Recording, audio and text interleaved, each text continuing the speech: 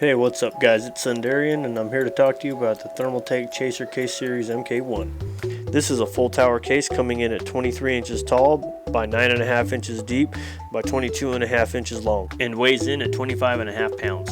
The first thing you notice upon examining this case is its aggressive styling and its sturdy build quality. I would also like to take a moment to point out that this case was acquired from a good friend on a good deal and is missing a drive bay cover or two.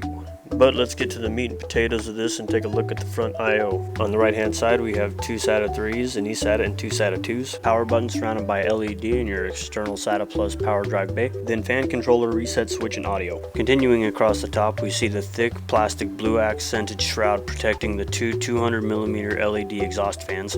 Then coming back down we see the fans exposed with the shroud off. Taking the shroud off is as simple as lifting up on the back, being careful not to break off the four plastic pegs that insert back into the top of the case. Turning to the side is the 20 by 18 inch half clear side panel with 200mm filter fan held in place by non-captive thumb screws. It is also of note that the fan's filters are non-removable, docking some small points from it. On the right we have a fixed drive bay cage capable of housing 6 3.5 inch drives or 4 2.25 inch drives. The removal of the drive bay covers is as easy as pushing in the tab and pulling back on the panel. Looking back inside the case, you will see we have 5 well grommeted cable cutouts as well as your universally black front I/O wires. The black bar you see there on the bottom is an adjustable power supply mount. On the back you will see we have a mount for a 120 or a 140 exhaust fan, and then dead center is a more than generous CPU cooler cutout.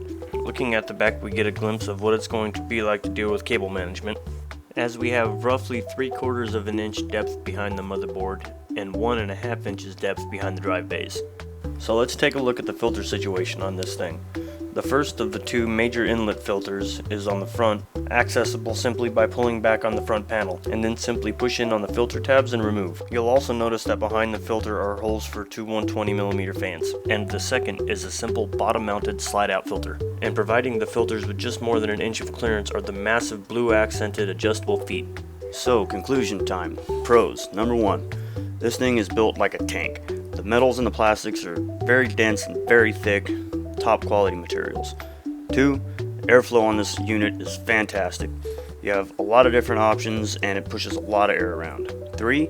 It has a very aggressive gaming style. It looks great. I think this is a very attractive looking case if that's what you're going for. So that brings me to cons. There are only 2 real cons that I could come up with. Number 1, there are way too many non-removable 5.5 inch drive bays and pretty much no modularity whatsoever. And 2, there are no options for any accent colors other than blue. But that's it. Other than that, this is a great case. If you like the design language, you may want to consider picking this thing up. For $119 after rebate, it's a very compelling offer. So anyway guys, hope you enjoyed this video, hope it was informative, and I'll catch you on the next one.